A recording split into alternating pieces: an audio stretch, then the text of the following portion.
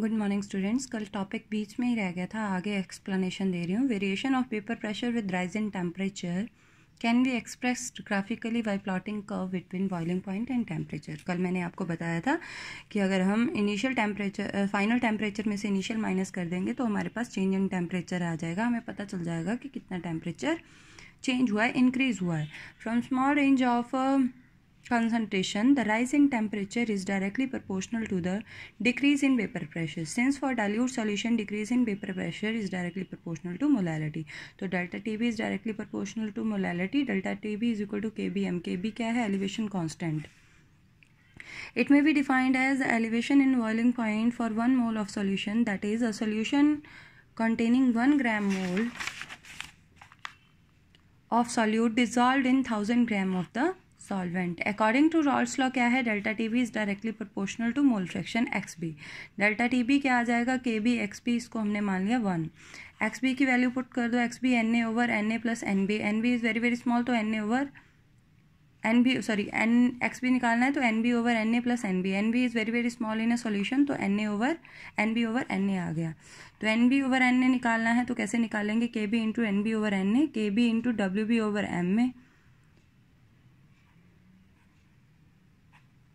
यहाँ पे MB आएगा, WB ओवर MB, ठीक है, ओवर W ओवर M में, ठीक है. NB निकालना है, given mass divided by molar mass, given mass divided by molar मास.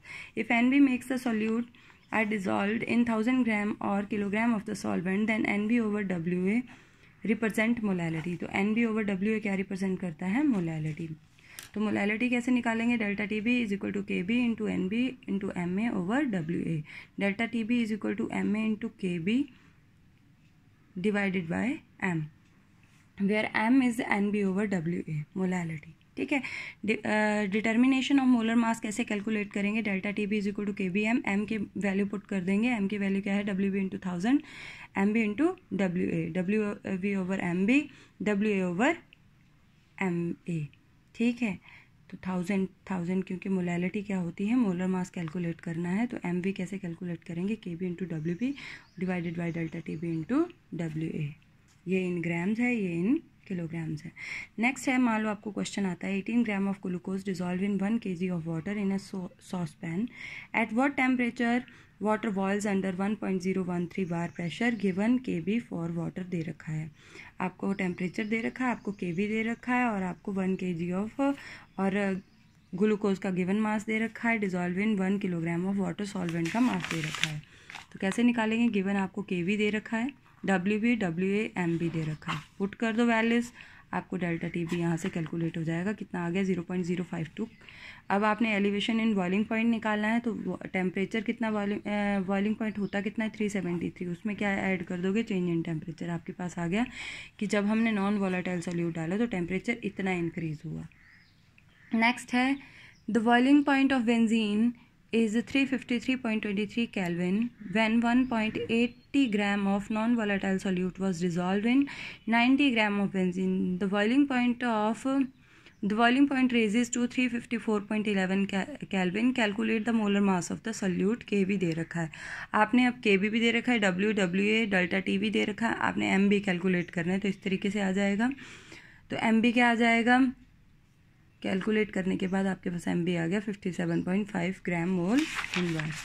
बस आपको फार्मूले में वैल्यूज पुट करनी आनी चाहिए. अब नेक्स्ट है, the vapour pressure of pure benzene at certain temperature is 0.85 bar and non volatile non electrolyte solid weighing 0.50 gram added to a 390 gram of benzene. Molar mass benzene का 78. The vapour pressure of the solution then is 0.845 bar. What is the molar mass of the solid substance? According to Raoult's law, P naught A minus PS over P naught A. XB कैसे calculate करते हैं? इस तरीके से.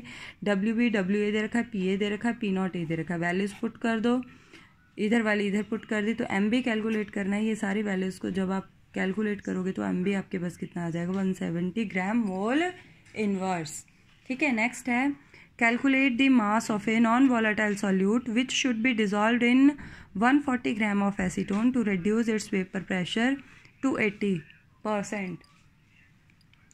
The vapour pressure reduced to 80% on the addition of non-volatile solute so that P naught A P minus PS divided by P naught A 100 minus 80 divided by 100 तो 1/5 0.02 आ गया 0.2 आ गया। ये वाला कैलकुलेट कर लिया हमने। एक्स बी कैलकुलेट करना है तो एक्स बी कैसे करेंगे, N B over N A plus N B, इधर 0.2 पुट कर दिया। X by 40 114 divided by 114 plus X over 40। तो इसको कैलकुलेट करने के बाद आपके पास इतना आ जाएगा 1 प्लस एक्स ओवर 40। तो इस 1 प्लस एक्स ओवर 40 को इधर ले गए तो x over 40 0.2 x over 40 gram minus 0.2 x divided by 40 ग्राम। तो 0.2 इज इक्वल टू इसके आ गया। जब आप इसको कैलकुलेट करेंगे तो आपके पास आंसर आ जाएगा mass of solute added 10 gram.